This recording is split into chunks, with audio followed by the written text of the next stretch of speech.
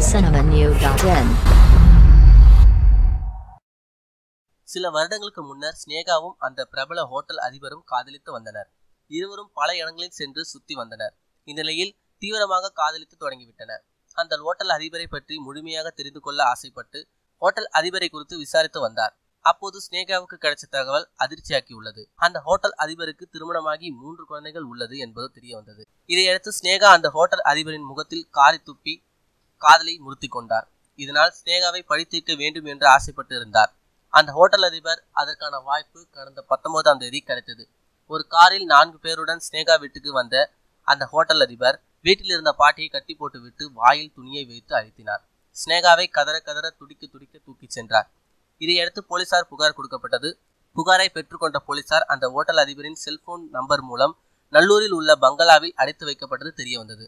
இதைத் தொடர்ந்து தனிப்படை போலீசார் விரைந்து சென்று ஸ்னேகாவை மீட்டனர். இச்சம்பவம் போலீசார் வட்டாரத்தில் பெரும் பரபரப்பை ஏற்படுத்தியுள்ளது. கடத்தப்பட்ட ஸ்னேகா நடிகை ஸ்னேகா என்று யாரும் நம்ப வேண்டாம். ஸ்னேகா என்ற பெயர் உள்ள பெண்தான். கடத்திய அந்த ஹோட்டல் அதிபர் பேட்ராப்பில் ஹோட்டல் நடத்தி வருபவர். அவர் பெயர் சாதிக் பாஷா.